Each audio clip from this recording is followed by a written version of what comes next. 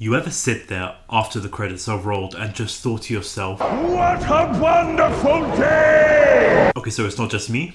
Perfect. Let's get on with the review.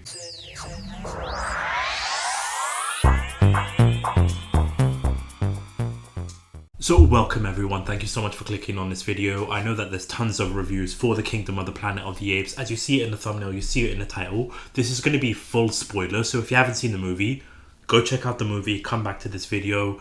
Honestly, the movie is worth checking out. So don't waste any time. Go check out the movie and come back to this. If you've seen the movie, thank you so much for clicking on this video. If you are new to the channel, we do movie reviews, series reviews, tier ranking videos, a whole bunch of type of stuff. So if you are new, do consider hitting that subscribe button as we're on our goal to try and reach 500 subscribers by the summertime. And also we are going to be doing a tier ranking for all the Planet of the Apes movies, including the original ones from the 60s and 70s. So definitely subscribe so you don't miss out on that. But when it comes to this movie, again, we're going to dive into full spoilers, but this movie in itself, I really genuinely was surprised, because I'll be honest, when this was first announced, I was a little bit worried, because how are you going to move on from the Matt Reeves trilogy? Because that trilogy is so underrated that not enough people talk about it. I recently rewatched all three movies and I actually did retrospective reviews on them, so you can check that out on the channel.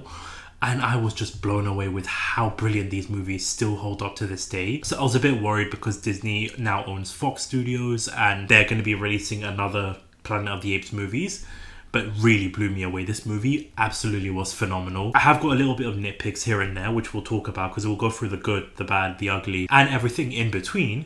But I want to know your thoughts as well if you have seen the movie. Let me know down in the comment section below. Because with this movie, it takes place 300 years from War for the Planet of the Apes. And it starts off right off the bat with Caesar's funeral. Because this is a continuation of like the Caesar storyline, but obviously further into the future. So you get to see the final moments in the War for the Planet of the Apes with Caesar dying, and then you see the funeral of that, and just great seeing Maurice in there. You see the reaction of the apes to Caesar's death. They burn his body, closing out Caesar's chapter. So that was just a really nice moment just to see Caesar's funeral, seeing the continuation of the War for the Planet of the Apes. And then we get to see the world of the planets 300 years from that moment. And honestly, I don't understand how visually this looks so amazing. And you've got other movies like Ant-Man and the Wasp: Quantumania, Thor: Love and Thunder not looking that great, whereas this, the spectacle, the visuals looks incredible. You're so immersed into this world, you're so immersed into the look and feel of the world and how civilization looks right now.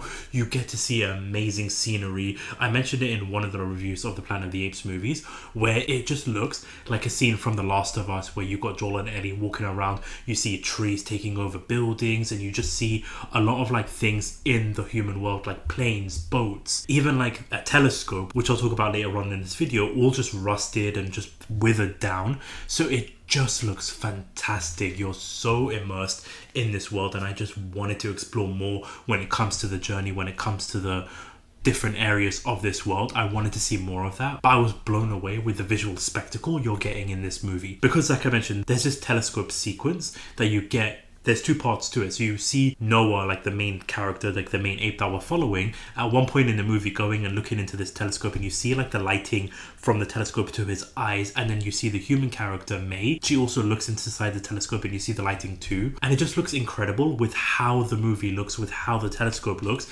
And then you even get that payoff towards like the end of the movie where Noah leads the apes to the telescope once again. And I just thought it looked incredible. It did remind me of a sequence from The Last of Us Part 2 where you've got Joel and Ellie in the museum with like the astronauts in the spaceship and stuff like that, and just everything withered down. It just reminded me a lot of that, but I just was blown away with how everything looked in this movie. So Wes Ball did a fantastic job in terms of the visuals of the movie, in terms of how everything looks. 10 out of 10 when it comes to that. And I just love the nods that you get throughout the whole movie when it comes to, first of all, Caesar, because you've got the different apes. You've got Proximus Caesar, the villain of the movie that you see, the clip that I showed in the beginning of this video.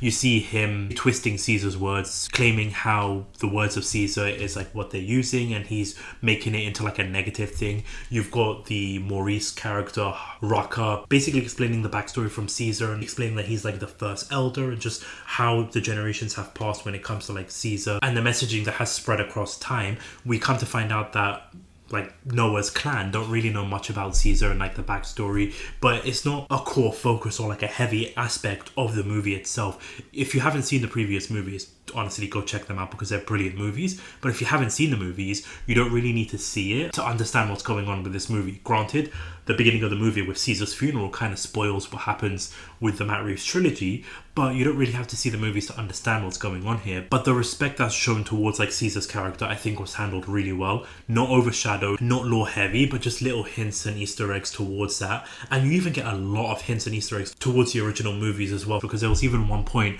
where they pick up this doll where it says Mama, and it was literally the same doll from the very first Planet of the Apes movies in 1968, I think it came out. So that was the same doll. You had this underground bunker and stuff like that was built by the humans, similar to like the sequel of the Planet of the Apes, Beneath the Planet of the Apes movies. There was a lot of hints and Easter eggs and payoffs towards like previous movies, which I think was a really, really nice touch. Now, in terms of the characters too, so you've got Noah, the main character, the main ape that you see in the trailer.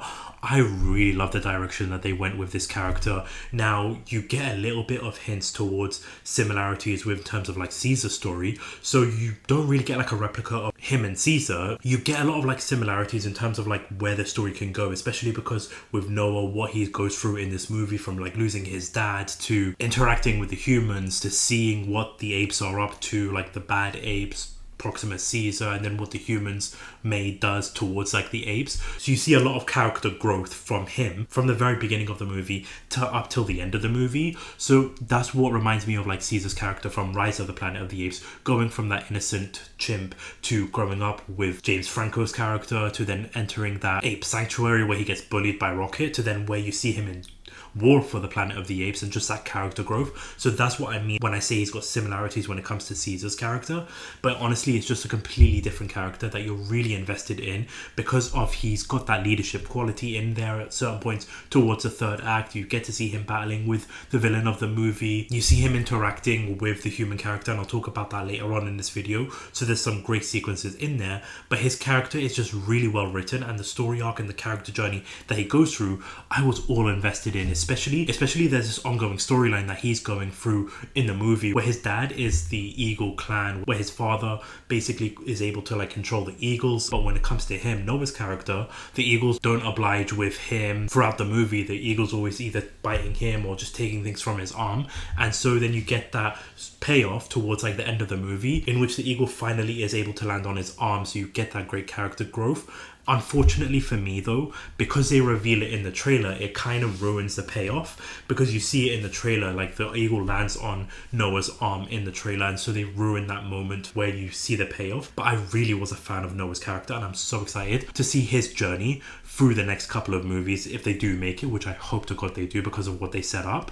But also another character that's a huge standout is Raka's character, who reminds me a lot of Maurice. So you've got Caesar and Maurice similarities to Noah and Raka, but Raka was a great comic relief in certain moments. He was the one that's explaining Caesar's backstory, explaining the lore to the audience as well, and he's like the connection between the human and Noah, so bridging that gap as well. So I really was a fan of his character. I hope that he hasn't been killed off, because in the middle of the movie when Noah and May, the human character, do get captured, he gets thrown into the river and like down the waterfall. So I really do hope he's not killed off, because he was a fantastic character, a really enjoyable, entertaining character that you hope to see in future movies. So hopefully he's not killed off. And then when it comes to like the action sequences in this movie, you've got the first action sequence when you've got these apes taking over or taking out the village, the clan where Noah is, where his family is, where his friends are. These apes wiping out Noah's apes, and they've got like these weapons that they use throughout the movie, this like stick with the electricity at the end of it, so they're just taking out all these apes, and you get this great action sequence between Noah and the gorilla, like the gorilla throughout the movie, where him and his dad are like trying to team up against the gorilla, and the gorilla's just like taking him out. You get this brilliant fight sequence between the two of them, which I really enjoyed. So that action sequence was amazing. And then you've got the action sequence between like the humans getting captured. Again, they revealed that in the trailer, where you've got May, the human character, running towards Noah, who's on a horse, as she's managing to avoid capture from the gorilla, where she jumps onto the horse. I wish they didn't reveal that in the trailer, because that would have been a great intense sequence where you're watching it in theaters. But that, amongst the final battle, the third act, where you've got the water flooding the tunnel, the human vault, where all the apes are getting wiped out, questionable choices, which we'll talk about from the human character May. But that whole sequence, and then you've got the ape who killed Noah's dad fighting with Noah, having that battle sequence, taking out that ape, getting taken out, drowning in the water, and then you've got the villain of the movie, Proximus Caesar, fighting with Noah, and then the eagles coming in and just attacking Proximus Noah. Again, a really nice payoff. So there was some great action sequence throughout this movie that was spread very, very nicely and was just so well executed that it was really, really enjoyable to watch. But then when you get to like the human side characters, so you've got May, who was called Nova, which I thought was again another throwback to War of the Planet of the Apes, and also from the very first movie, the female character Nova, and she's like one of the smarter humans out there. So you get this really great dynamic between her and Noah, and what I love, that build up of the relationship throughout the movie, because you start off with her stealing his food, stealing his blanket, that kind of stuff, because she's alone, she's hungry, she's like by herself, and then eventually once she does speak, you get that relationship between her, Rocker, and Noah, where Noah does eventually save her from being captured. So they're working together, they're building that relationship, Noah's protecting her, to then once we get to like the third act, once we get the actual plot of the movie with the whole vault sequence with Proximus Caesar and May trying to get access into the vault. And then for her, like the questionable thing I was mentioning is when you've got all the apes, including Noah and his mother, inside the vault, and she ends up just shooting the wall to flood the whole vault with all the apes inside. I thought was very, very questionable, but that's the thing I enjoy about this movie, is the fact you're left conflicted with who you're rooting for, whether it's the apes, whether it's the humans, because we come to find out towards the end of the movie that she actually stole something that will actually help the humans, because there's this other vault with all these satellites and everything like that the humans are alive, well, able to talk, able to like communicate, able to function, they're able to communicate with other humans, so they're setting up everything there. Like you had little hints throughout the movie of what the potential future of the plots are going to be for the rest of the trilogy, because it looks like the humans want to take back the planet, and I'm loving what they're setting up for that. Like it was really, really enjoyable seeing this character, seeing this main character, although it is going to split opinions with her, I guarantee it, because of what she did with flooding the vault with the apes inside. But that's set up towards the end with the humans in the vault, with them contacting other humans, making it to set up a really, really interesting plot line for the future movies, which is going to be really, really interesting to watch, especially because Raka's character was mentioning to Noah about how the humans and the apes were living side by side. When Noah and his friends were inside the vault, they saw these books of these animals, of these apes inside cages. So there's going to be a lot of conflict, especially with Noah, in terms of like the apes not wanting to go back to how it was like nowadays with apes in cages and that kind of stuff. The humans want to go back to how it was, where they're able to function as a society. So there's going to be a lot of interesting conflicts in future movies if they do go for that. But I've been praising this movie. I have got a couple of nitpicks when it comes to the movie, so let's go on to the bad. And honestly, it's a couple of nitpicks when it comes to the movie. The first one is going to be the runtime, because I feel like 2 hours and 26 minutes, a lot of people will be feeling that. I'll be honest, because I'm a little bit sick, I did feel the runtime a little bit, especially because there are some slower parts in the first half of the movie that you kind of do feel a little bit. But if I wasn't sick, I would have enjoyed it a lot more. But that's again like a minor nitpick. Honestly, when the movie ended, I had a couple of people sitting next to me saying how weak this movie was because they weren't able to like just appreciate the plot, the storyline. So you're going to have a lot of people disappointed with the movie, disappointed with like the direction that they do go with the plot, with the storyline, with the slow pacing at times. But for me, it's not like a huge issue. But a couple of other things I just feel like I wanted to learn more about was towards like the beginning of the movie, when you had like these characters picking up these eggs from the nest and then showing the importance of it. Because at one point when you had May sneaking in and trying to take something for her survival, Noah gets pushed when he spots her, and then his egg breaks and he just looked heartbroken, and you kind of feel the importance of that, because the next day there's going to be like some kind of ceremony, but they don't really expand on why these eggs are important, why they're collecting them.